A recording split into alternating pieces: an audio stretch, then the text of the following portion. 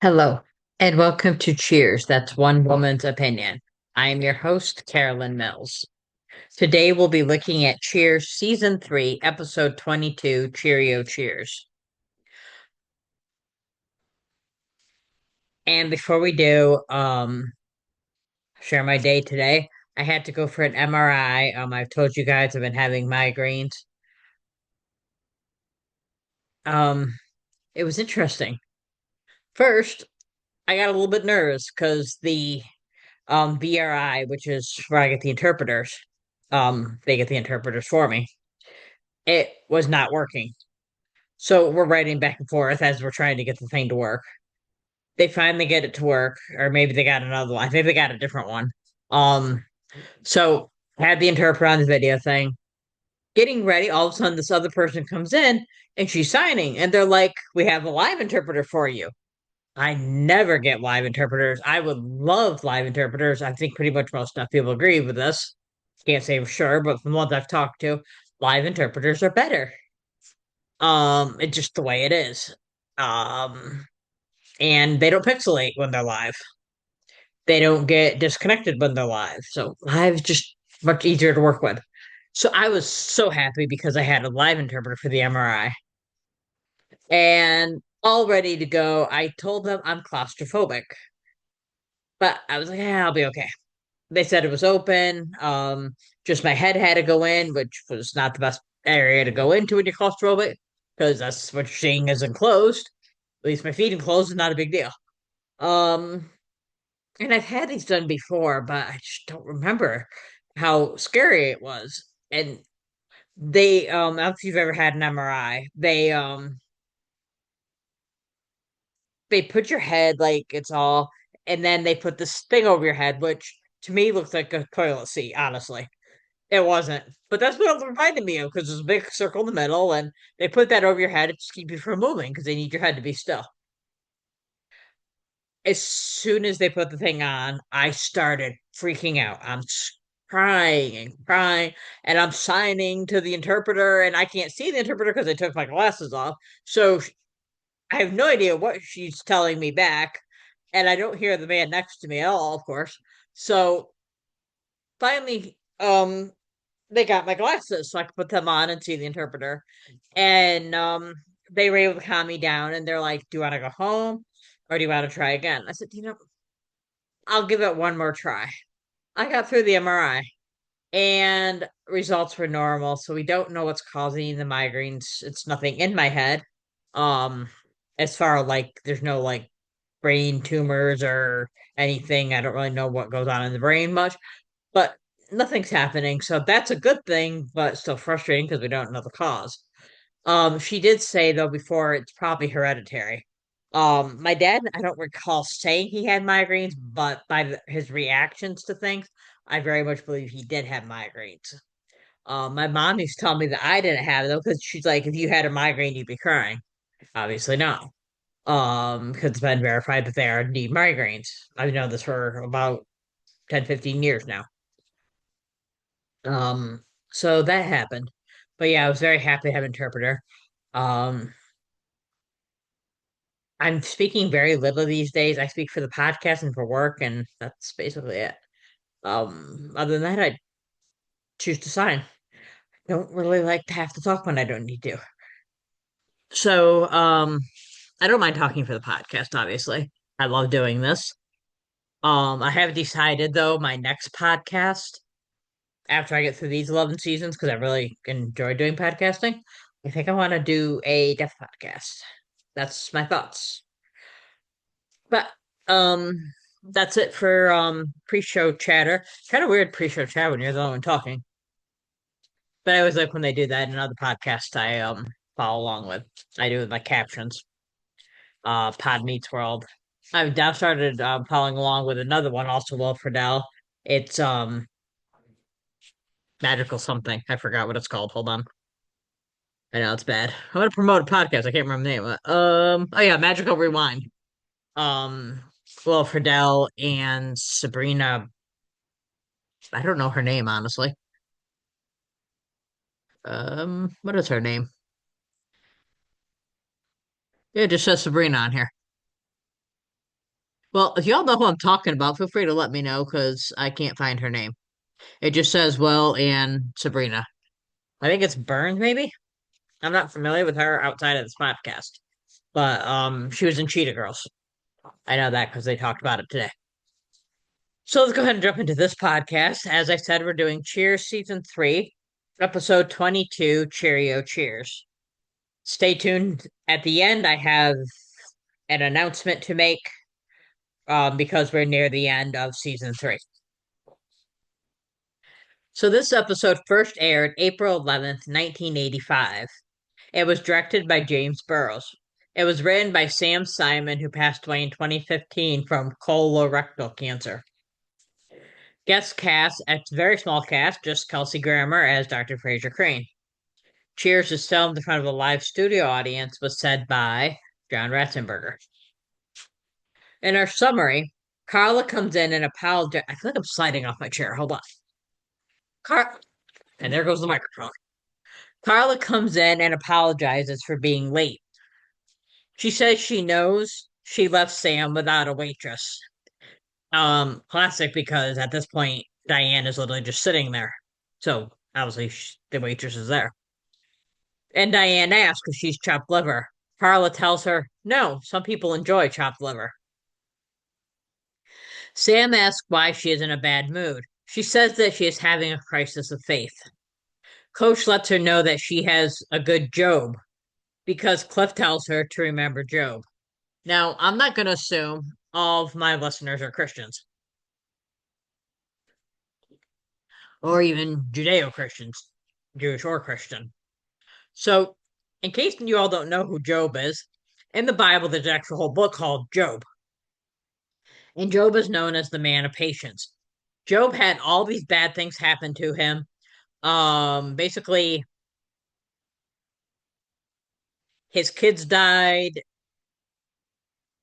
Wow. I can't remember if his wife died. I think his wife died, but his kids definitely died.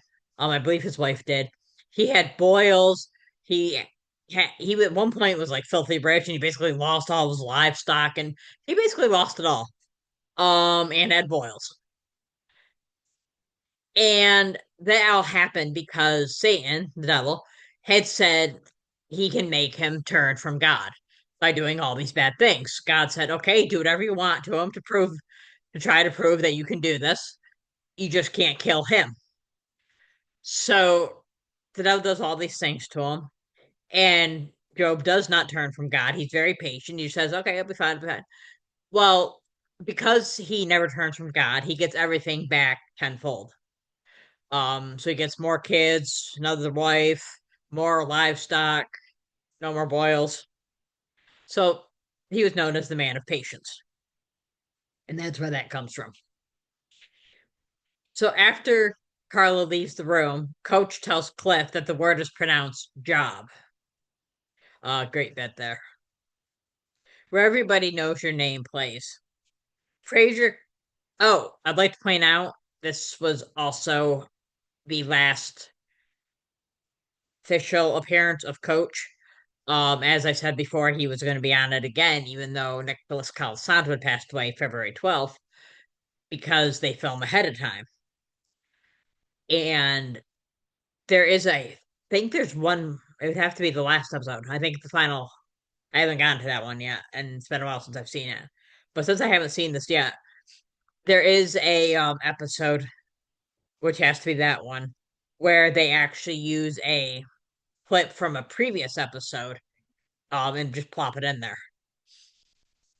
But this is the last one where he really acts in the sense of his character acting to further the plot line, so to speak.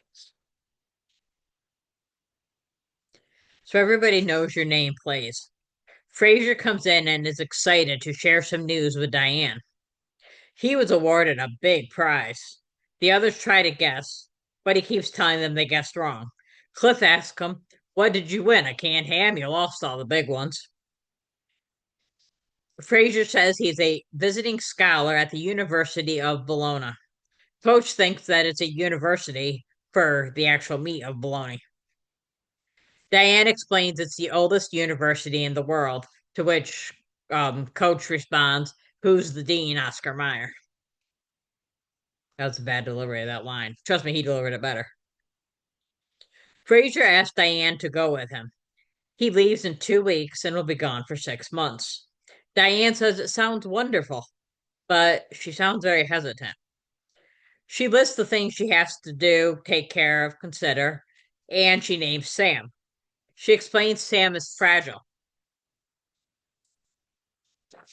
Sam comes out of his office and shows Diane and Frazier a guy doing push ups with his tongue, which, in case you haven't seen it, looks like this. Yeah. Okay. Frazier tells Diane, even without you, his life is very full. Frazier agrees, however, to talk to Sam to assess if he can handle Diane leaving. My nose has been very itchy today. I mean, here. Allergies. Where are we? Sam is happy for them. He wants to throw a bon voyage party. Diane asks if he's bothered at all, and Frazier says Sam is repressing emotions. He goes into Sam's office with Sam. Once in the office, Frazier tells Sam that Diane is still in love with Sam and does not want to go to Europe. Diane and Frazier constantly keep bringing up that Diane is in love with Sam. And of course, um, Sam does bring it up about Diane. And but I'm thinking, how are you two in a relationship together when you constantly think the other one's in love with the other person? Um, Frasier, especially, how are you in a relationship where you think somebody else is in love with somebody else? But even for Diane, constantly thinking Sam's in love with me. And we know how she feels because she made a comment to Carl in last episode or the one before that, where she says that she sometimes finds herself attracted to that Samurai Fraser Crane. Remember that? Obviously referring to Sam alone. Yeah, I don't understand how these two are in a relationship. I don't understand how Sam and Diane were ever in a relationship. I just think Diane needs to be single. Diane just should not be with somebody else because she's so in love with herself, first of all. And every guy she's with never goes well. So that's just my theory on Diane. She's one of those people that just need to stay single.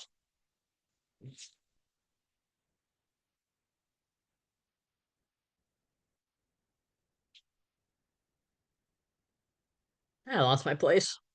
I've been having problems with my place a lot lately. I apologize. Oh, Sam tells Frasier that he cannot expect Diane to be excited right away.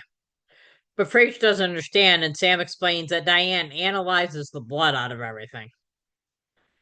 Frasier says he never thought he would be the wild and impulsive one. Kind of funny because you think about it when he's with Lois later, he's also the wild and impulsive one, unless you count the episode where Lois gets drunk. Sam tells him that Diane is probably outside the office now, thinking that Europe is a great idea. And on cue, Diane comes into the office. Fraser confesses he used Sam as a cover. Diane says she just needed time to think about it, and now she is excited. Fraser tells her, Sam said you would come around. Fraser leaves the office. Diane tells Sam, I hate you. She accuses Sam of believing Europe will put an end to the relationship with Fraser. Little foreshadowing here, but I won't say why because I don't want to jump ahead. You know what foreshadowing is. Um, this is very unmotivated to me. He says that Sam said you would come around. Sam's trying to help them. And somehow from that he wants them to break up. It just seemed unmotivated to me. The logic. But then again, Diane is a pseudo intellectual. Her logic is not always quite correct. It's kind of like Cliff's trivia. But Sam assures her that he likes them both and wants them to be happy. Coach tells Carla that religion is based on faith. Carla says she lost her faith. That was continuing from the cold open. Sometimes the cold open just ends with a cold open, and sometimes it continues through, and that's like the B plot. Sam and Diane come out of the office. Sam tells the others that Diane is going to Europe and will not be back to Cheers. Carla drops to her knees and sings I Believe. Really good scene there. Um, yeah, that was a great scene with Carla, which is actually behind me. I'll show you later because, well, I'll show you later. You all know why this is here. After the commercial break, there is a Bon Voyage Diane banner up. Now I'm kind of curious because both Diane and Fraser are going away, and I know Diane works there and for Sam. But since he just said earlier, I'm going to throw you a sorry, prize party, Bon Voyage party. It sounded like you saying to both of them, and also he just said, "I love you both," or "I like you both." What did he say about them both?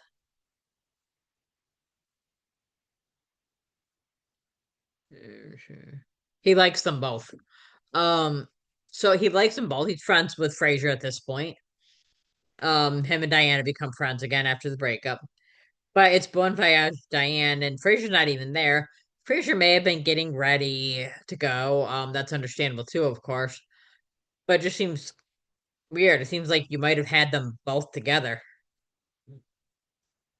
Just another thought I had. But then again, maybe they didn't want to have to spend too much money on Kelsey Grammer at this point because he's just a guest star. And I don't know how that works. I thought I don't know if it's based on time because I thought it was basically from what I've seen on other podcasts I listen to is if you're a background actor, I don't think they pay a lot less. I don't know what it exactly is.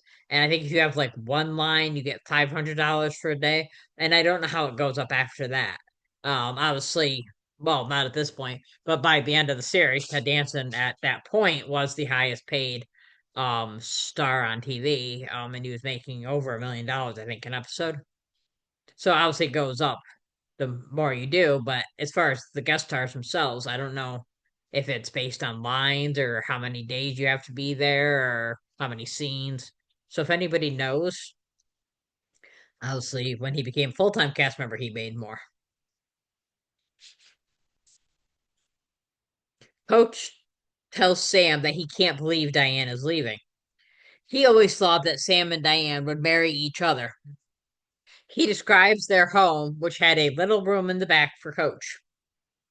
Sam says that will be Fraser and Diane's home now. Coach says, you can come by any time, but call first. Cliff and Norm head out.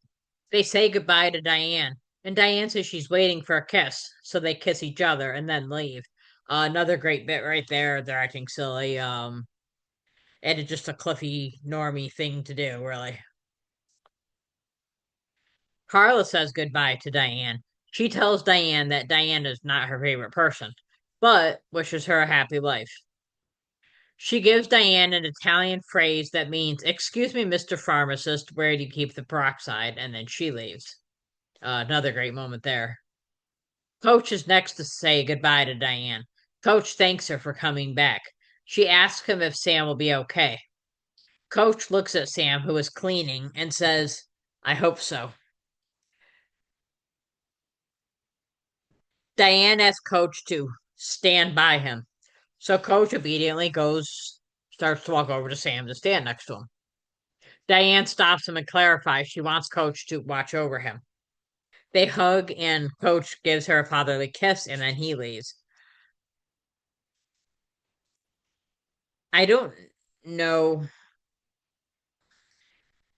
Some actors do not watch themselves, so they don't actually see their episodes. I don't know if Shelley Long watched these episodes or not. But I'm also curious, and unfortunately, I tried to get her for an interview, and she's just not available. But I'm curious as far as this episode goes, since it was filmed before Nicholas Carlson died, as I said. but it aired obviously now. Well, not now, but that God, I covered in a Spaceballs movie. Hold on, look up date. Oh, April 11th, so 2 months after he, just about 2 months after he passed away. And I'm curious if she watched the episodes when they actually aired. Some actors will do that because I'm thinking that had to be a very hard scene for her. Because we know the one person that Shelley Long was pretty close to on the set was Nicholas Colasanto. She said he was like a father figure. Like I'd imagine that scene, well, not hard when she filmed it because he was still alive, obviously. Had to be hard to see afterwards. Kind of curious about that. I really do wish I could get her on the show, but like I said, um, mentioned last week she's going through some stuff from dealing with stuff from the fires. Um, yeah. I mean, obviously, I'd like to get all the cast members, but she's one of the ones I would really, really like to get. So Diane and Sam are alone. Diane points out that it's been a long time since they've been alone. They discussed how things have changed since Diane first came to the bar in 1982. Diane says she is happy it's ending like this after their bad breakup. Sam says he never thought he'd see her again. She says she came back because she was concerned about him. He thanks her and okay. He thanks her and they shake hands. They conclude they are good friends. She starts to leave and he stops her to give her a hug.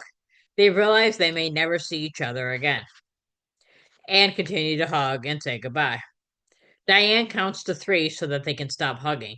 However, they still continue to hug. She says, "Well, that wasn't so hard now, was it?" Sam breaks the hug and she turns to leave. She turns back and they run to each other and kiss passionately. Did anybody not see this coming? This was one of those tropes that's kind of it's gonna happen. So we saw that coming. Diane asks him how they have denied it for so long. She wants to return to his place. Another good sign she should not be with Frasier. If she truly loved Frasier as much as she said, no matter how good looking Sam is, and he is, she would not have wanted to go back to his place. Um, in my opinion, there are people. I mean, obviously, especially in Hollywood, they have open marriages and things. But in my opinion, you cannot truly love one person and want to go boink another person. Yes, that's right. I learned the word boink from this show when I was a little kid, and I like that word. Coming up soon, in fact. She stops him and he flips out because she can't be spontaneous. She explains, I almost forgot my purse. He calms down and goes and gets it. She asks him what he thought she was going to say. And I also love this scene with Sam flipping out and then totally calming down, like, oh yeah, let me get that for you, sweetheart. Um there's a reason Ted Danson was at one point at the time near the end of the series, he was the highest paid actor in television. There's a reason. There's a reason he's still doing television. He is just really good at situation comedies. I don't know how he is in NCIS. I admit I've never seen that. I've seen a lot of his other shows. Um, never been into NCIS. I that is the name of it, right? I think that's the name of it. I do have it on my watch list. There's a couple of those type movies with initials. Sorry, TV shows. I think that's the correct one though. There's also different versions of that too. He thought she would say, is this just for tonight, or are we going to start this whole thing over again? She says that she was not going to say that, but she's glad he brought it up. She wants to know what he wants. He says they were just hot for each other. Diane says she was insane. I'd like to point out there are times I agree with her on this, that she might be actually insane. Not just for Sam, just in general, because she flip flops like this. She admits she almost gave up what she had with Frasier. She says goodbye to Sam. Sam tells her that while Frasier can promise her a lifetime commitment, with him it's only one day at a time. He tells her, if you can live with that, Paul. Diane looks at him and then leaves. The next day, everyone is back at the bar. Diane is absent, having gone to Europe with Fraser. Carla asks Sam, "Last I saw you and Diane were alone. Did you give her a goodbye boink?" And as I mentioned, I use the word boink all the time. I love that word. It's just so funny sounding to me. There's only one word that sounds funny, and if I say it, I'm going to laugh for the next 20 minutes, and we're not going to get anywhere on this podcast. It starts with an N and ends in a nookie. So that's the word that makes me crack up hysterically. When I was in high school, that word, they would say it if I was seeming upset about something just to make me laugh. And I would literally, I was laughing so hard. I used to snort all the time. Not drugs. I used to start from laughing all the time in high school to the point that in theater club, they used to count the snorts. And that word, yeah, about 20 minutes of sheer hysterical fits of laughter and snorting. So that's why I'm not going to say it. But second to that is the word boing, another great word. Sam is surprised that Carl is talking like that again. Carl explains her priest said Diane leaving was not a miracle. Sam informs Carl that nothing happened between him and Diane. The phone rings and Coach answers. It's Diane. Great bit there too because Coach is like, Diane's not here, and she's like, she's Diane. And he says, well, you're definitely not here.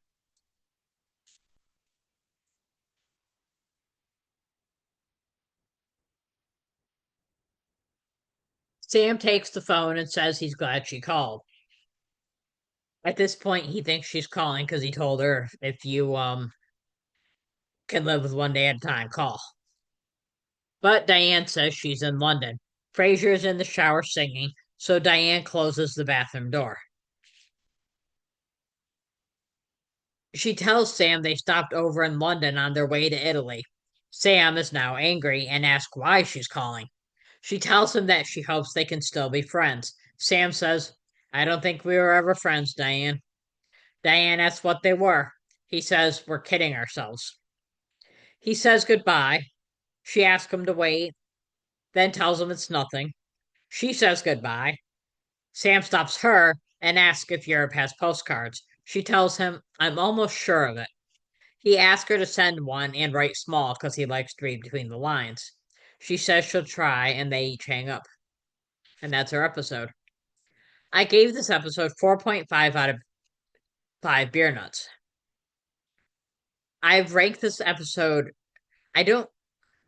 Some episodes are ranked more than once on serials. How do you say that? Serial ISD.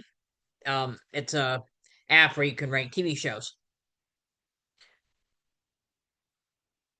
I tend to watch a lot of shows over and over, episodes, shows, etc.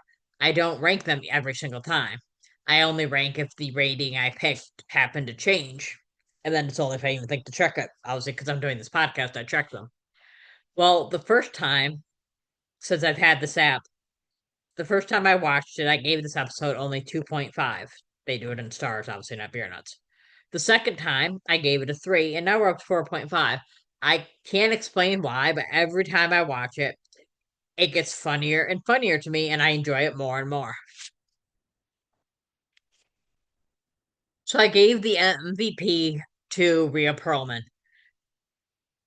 She was in the B story with the whole crisis of faith thing, which does eventually intertwine, obviously, with the Diane story because she's all happy that Diane's leaving. Her reactions to Diane were so good. Rhea Perlman's so good anyway. They all are, as you know. But her reactions were great. The whole peroxide scene, her dropping to her knees and singing, which leads us to our best dressed, Carla Tortelli. And here she is. This is the scene where she's singing, I believe. I love the shirt she's got on. And by the way, back here, I'm pointing like you all can see. In the back on the phone, is that Al? It looks the wrong size for Al, but it looks like Al's hat. So I was like, maybe it is Al, and he doesn't have any lines, so he's not listed. But I can't. But it looks too tall and too Not that I was a big guy, but in some aspects it kind of does, some it doesn't. So if anybody knows for sure, I don't think it is, but just in case maybe it is, I don't know, is what I'm saying. So y'all let me know that. And our grand slam line between Diane and Sam when they're in the office. Diane asked, Sam had mentioned about traveling, that he hopes that she travels better with Fraser than she did with him. Diane says, "When did we ever travel together? Are you kidding? We went through hell together." Our on baseline, also between Sam and Diane, and this is when they're left alone after the Bon Voyage party. Sam says, "I'd like you to do me a favor." "What's that?" "I've been a real jerk to you sometimes. I'd appreciate it if when you think of me, you remember me as a decent person." "Of course. I'll remember you as Albert Schweitzer." Here's a little known fact, and there's a good chance I'm going to butcher the name, but bear with me. The oldest university in the world depends on how you define university. The University of Al Qarawiyyin, it's spelled AL hyphen Qarawiyyin,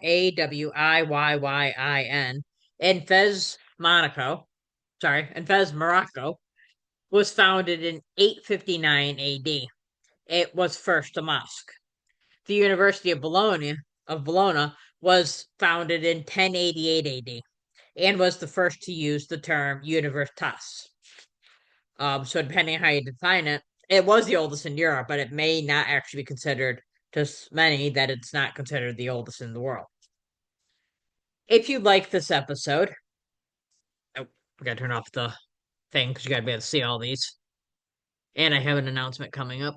So let me just clear off the background like we do. Okay. If you like this episode, as always, like, comment, subscribe to everything. Um, Join our Facebook group. Cheers, that's one woman's opinion. You can follow us on Instagram at Cheers One Woman's Opinion Podcast. It's kind of hard to see that. I don't know why. Follow us on Twitter X at One Woman Opinion. Again, no S because it would not allow it. Might be that light. Follow us on Reddit. Cheers Rewatch Podcast.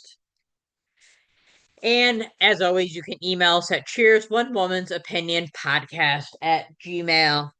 At gmail.com. Had to grab something and I forgot about the microphone. Next week, we'll be looking at Cheers Season 3, Episode 23, The Bartender's Tale. We have 3 episodes left. The one next week, and then 2 more for Season 3. On September 15th, I'll be doing the usual recap that I do with Matt Jer. For Season 3, we'll be doing that. And the announcement on September 27th at 7 p.m. Eastern Standard Time, we will be having a live Cheers trivia game. At least I hope it's going to be live. I think we can do it live. It'd only be on YouTube to do it live. If you would like to play, please email. And I put it on the big whiteboard here to make it clear. Move this out of the way. Please email at Cheers One Woman's Opinion Podcast at gmail.com. Trivia, put that in your headline, subject, I mean, and it needs to be to me by September 8th. So I know how many people are going to be playing.